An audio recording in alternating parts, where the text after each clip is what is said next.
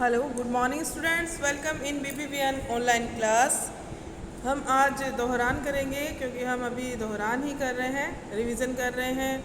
जो सिलेबस हमारा कंप्लीट हो चुका है उसका रिवीजन कर रहे हैं। तो आज रिमझिम का चैप्टर निकालिए, रिमझिम का पार्ट 3 निकालिए, उसका दोहरान करेंगे। चांद वाली अम्मा। देखते हैं आपको कितना कुछ आता है। इसमें चैप्टर आपने याद किया भी है पहले। इसके प्रश्न उत्तर, तो आप प्रश्न उत्तर निकालिए। इसके पृष्ठ संख्या आपका 23, पेज नंबर 23 निकालिए आप। चांद वाली अम्मा का पेज नंबर 23, रिमझिम का पेज नंबर 23, चांद वाली अम्मा चैप्टर है, उसका अभ्यास कार्य करेंगे हम। बहुत से प्रश्न इसके अंदर से बनते हैं, वो हम देख लेते हैं। देखिए, छोटे छोटे प्रश्न आपकी परीक्षा में आएंगे, उनके साथ में ऑप्शन भी आ सकते हैं, रिक्त स्थान भी आ सकते हैं, और एक शब्द वाले, एक वाक्य वाले प्रश्न भी आ सकते हैं। तो आपको पाठ पढ़ना ही पढ़ना है। पाठ पढ़ेंगे आराम से, उसमें से भी प्रश्न आ सकते हैं, और ये जो आपके लास्ट में दिए हुए इन प्रश्नों के उत्तर भी याद करने हैं। याद कुछ नहीं करना है, इतना कोई याद करने, क्योंकि 2-3 बार मैंने आपको पहले भी करवा दिया है। अब ये जो पार्ट है फिर से हम दोहरान कर लेते हैं, आराम से आसानी से याद हो जाएगा। सबको पता होना चाहिए कि इस प्रश्न का क्या उत्तर होगा। अगर आप चैप्टर पढ़ोगे तभी आपको ये पता होगा।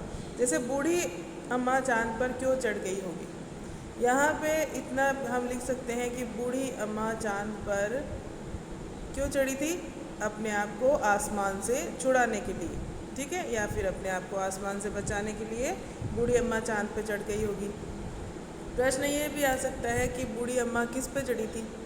अपने आप को बचाने के लिए बूढ़ी अम्मा किस पे चढ़ी थी? तो वहाँ पे हम उत्तर लिख सकते हैं चांद पे। इस तरह के प्रश्न जब आप पाठ पढ़ोगे पूरा तभी आपको आएंगे। तो पाठ आप 2 बार पढ़िए, 2 बार आपने पहले पढ़ लिया है, 2 बार और पढ़ लीजिए, आपको आराम से प्रश्नों के उत्तर आ जाएंगे।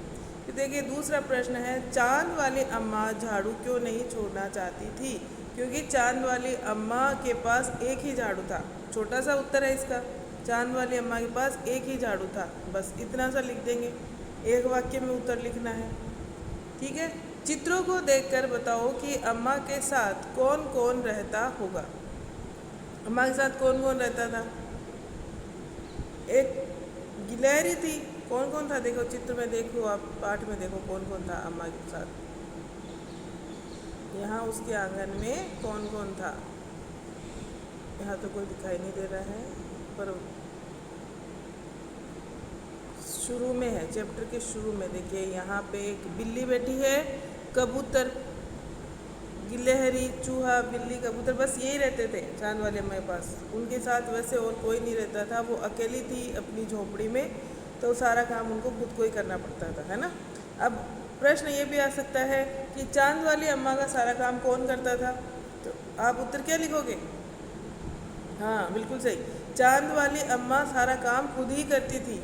उत्तर यही आएगा इसका कि चांद वाली अम्मा अपना सारा काम खुद ही करती थी। अब इसमें इतना लंबा लिखने की ज़रूरत नहीं है, क्योंकि जब एक वाक्य में उत्तर पूछा है तो एक वाक्य में ही लिखेंगे। आप ये नहीं लिखेंगे कि चांद वाली अम्मा अपनी झोपड़ी में अकेली रहती थी, उनके साथ कोई नहीं रहता था, इसलिए वो सारा काम खुद ही करती थी। इतना नहीं लिखना है, सिर्फ इतना ही लिखेंगे कि चांद वाली चांद वाली अम्मा अपना सारा काम खुद ही करती थी, ठीक है, इस तरह से लिखेंगे। और देखते हैं इनमें प्रश्न। बहुत से ऐसे अंदर से प्रश्न बन जाएंगे जो आप आराम से कर पाएंगे, ऐसा नहीं कर नहीं सकते हैं आप। आसमान बार बार अम्मा की कमर से क्यों टकराता था? क्योंकि आसमान को शरारत करनी थी, आसमान को अम्मा से शरारत करनी थी। आप इसका उत्तर लिखोगे, आसमान को अम्मा से शरारत करनी थी। इस तरह के उत्तर आप लिखोगे, ठीक है। जो छोटे छोटे उत्तर आपको लिखने हैं वो इसी तरह से लिखने हैं। यहाँ पे देखिए शब्द दिए हुए हैं, रूठना, मनाना। जब बूढ़ी अम्मा जड़ी बूटी चांद वाली, जब बूढ़ी अम्मा उड़ी जा रही थी तो उन्होंने आसमान को हर तरह से मनाने की कोशिश की। बताओ उन्होंने क्या क्या कहा होगा? क्या क्या कहा होगा? घबराहट से उन्होंने कहा होगा कि मुझे छोड़ दो, मुझे जाने दो, मैं तुम्हारे आगे हाथ जोड़ती हूँ। ऐसे शब्द यहाँ पे आप लिख सकते हो। तो ये इस तरह के तो शब्द आएंगे नहीं, इस तरह के प्रश्न तो आ भी सकते हो, नहीं भी आएंगे। ठीक है। ये पूछा जा सकता है कि घबराहट किसे कहते हैं, तो घबराना, किसी बात से चिंतित होना, गिड़गिड़ाना, गुस्से से। जब वो घबरा कर बोली तो उन्होंने हाथ जोड़े, गिड़गिड़ाई तब भी हाथ जोड़े, और गुस्से से उन्होंने कहा छोड़ दे मेरा झाड़ू, नहीं तो मैं बताऊंगी तुमको, है ना। तरकीब सूझने पर, जब उनको तरकीब सूझी तो वो चांद पे चढ़ गई, इस तरह से। घूरना, अम्मा उसे घूर कर देखती तो आसमान थोड़ा हट जाता। कब कब ऐसा होता है जब तुम्हें कोई घूर कर देखता है। जैसे मेरा दोस्त मुझे घूर कर देखता है जब मैं उसका मजाक उड़ाता हूँ। मेरे पिताजी मुझे घूर कर देखते हैं जब मैं कोई गलत शब्द बोल देता हूँ या गलत बात बोल देता हूँ, या फिर ज़ोर से ऊंची आवाज़ में उनसे बात करता हूँ, तब वो मुझे घूर के देखते हैं, इस तरह से। मेरे शिक्षक मुझे घूर के देखते हैं जब मेरा काम पूरा नहीं किया हुआ होता या फिर मुझे कुछ याद नहीं होता है। मेरी बहन, मेरा भाई मुझे घूर कर देखते हैं जब मैं उनका कोई खिलौना तोड़ देता हूँ। इस तरह से आप लिख सकते हो, अपनी पसंद से भी लिख सकते हो। ये जो मैंने बताया ये ज़रूर नहीं है ये लिखोगे, लेकिन वाक्य सही होना चाहिए, चाहे आप अपनी पसंद से लिखो या ना लिखो। ठीक है।